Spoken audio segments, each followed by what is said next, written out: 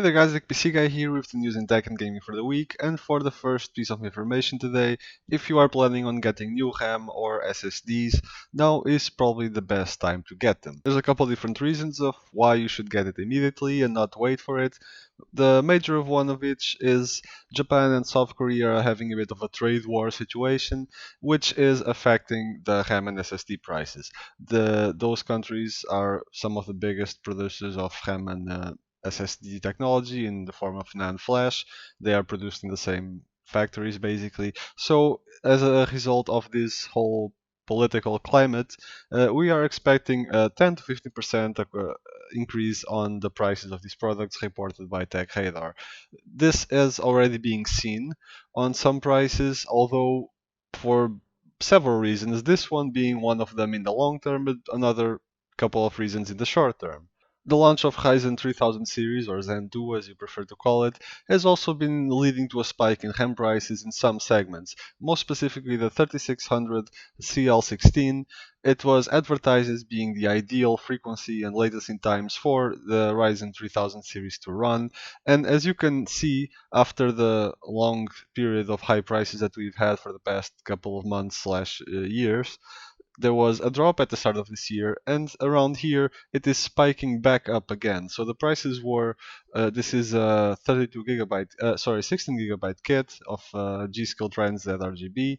As you can see, it was lowering up all the way to the 160 range-ish before spiking back up to the 250 plus. It has dropped now temporarily again at one store, but it is expected to rise again. Now, everyone is looking for this RAM because it was advertised as a sweet spot for the Ryzen 3000 performance, so it's not crazy that this one in particular goes higher in a spike like this. But I have been helping someone build their PC, and I have noticed that other RAM kits are also getting higher prices across the board, but specifically at this performance region, quite a big price hike. So if you are looking to buy RAM and to a lesser extent SSDs, act now, get them before they rise any further. Nvidia has officially stated that there will not be a 2080 Ti Super. We have heard rumors back when the Super announcement, let's call it. It was just a short video clip, but when the Super was first teased and announced and people were starting to guess what it was, we heard a lot of rumors about the 2080 Ti Super, along with the ones that did get released in the end. Now Nvidia has actually came out and stated that there will not be a 20 Ti Super, so we can pretty much expect, barring any other surprises down the line, we can expect this to be it as far as graphics cards for this generation. There won't be anything that trumps the 2080 Ti, and the 2080 Super is the closest that we're going to get. Speaking of 2080 Ti Super, a few leaked benchmarks have appeared. The card is scheduled to release next week, so there's no official reviews yet because they're all under NDA, non-disclosure agreement. They cannot talk about it. And so, well, we are pretty much still in the dark, but a few leaked benchmarks have appeared. Not very thorough ones, mind you. They only test a couple of games and then a few gaming benchmarks, literally 2 games only. They show an increase of 6 to 8% over the standard RTX 2080. So it's not all that crazy, except it will also have a $100 lower MSRP. So that is at least good news. It will be cheaper, it will have slightly better performance. However, it will not get anywhere close the 2080 Ti. The 2080 Ti, according to this benchmark, mind you, and take this with a grain of salt because it is a leak still. There's no idea how accurate it actually is. But the 2080 Ti is outperforming the 2080 Super by amount of 13 to 14%, which, if you look at it like that, it is a sizable amount. On the other hand, the 2080 Ti's MSRP, and this is not even taking into account the more expensive versions that go a lot more expensive than that, the MSRP is about $500 higher. So a $500 difference over a 12 to 13% or 14 increase is quite reasonable. And I would, unless you're chasing extremely high resolutions with all the bells and whistles turned on as far as quality settings go, I would still recommend the 2080 Super if you are building a setup for 1440 or even 4K, if you are willing to sacrifice a little bit on the quality side or the frame rate. This is not to say, like I've mentioned in previous videos, that I agree with the pricing on this latest generation of cards. I will do a separate video discussing that sometime in the future, hopefully soon. But anyway, it is an improvement over the current situation, even if it is something that I don't agree with in total as far as pricing goes against performance, if you compare with previous generations, that is. Speaking of graphics cards, AMD has retired the Radeon 7. It's been less than 5 months since it launched, as this article on Tech Power Up states, and the card is just no longer in production. This is kind of to be expected, given its price and performance. It performs within 5 to 12% of the Radeon 5700 XT, while the XT costs less than half of the price. This is mostly because of the Radeon 7 using HBM2 RAM, which is a very fast but yet very expensive type of RAM, which, well, kind of kills the entire price versus performance proposition. We kind of expect some other Navi designs to come up in the future to bring the performance up a little bit higher.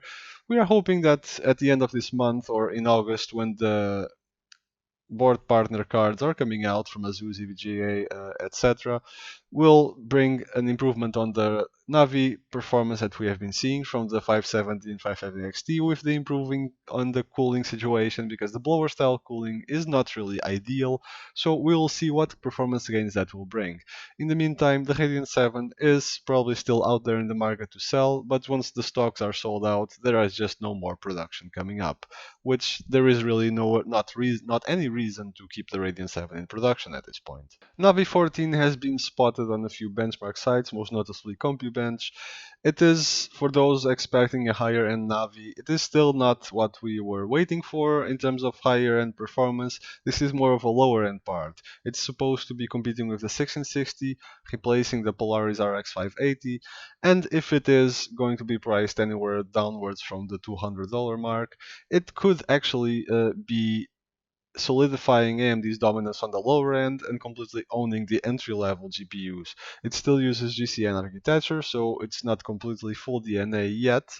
However, it's a bit of a mix of both, much like the Navi cards yet. And if we are waiting for the higher-end Navi parts, we will probably have to wait until next year for the rumored Navi 20, which has not really been completely officially confirmed, but we are really expecting it to be true. AMD has stated in the past about the Navi cards that they are not really to be considered direct competition to the higher end cards. What they have said is that you should think of Navi, the current Navi, as you think of the first Zen architecture. It's not something that's going to compete directly, but it's the start of a process that will lead them to the high end. Think about the first Zen processors and how far we have come now with Zen 2. They started getting them back in the game, but not really competing yet. Then you saw some improvement with the next generation of Zen, and now with Zen 2, they are finally competing at the highest of ends. So if what AMD is telling us is true, we can expect that within 2 to 3 years, the Navi cards will actually be competing with Nvidia at the high end, at the TI 2080 Ti level, let's call it. So we'll see what that will bring us in the future, but for now, the Radeon 5700 series seems to be doing its job, which is disrupting the middle and lower end segment, bringing AMD back into the GPU game as far as competition with Nvidia goes. Not at the whole product stack, but at that segment, they are bringing very strong and very compelling competition. So hopefully they will bring that to the higher end as well in the future. If you have bought a Zen 2 processor and you do not get a X570 motherboard, you will have to upgrade your motherboard's BIOS to the current BIOS to be able to run those processors.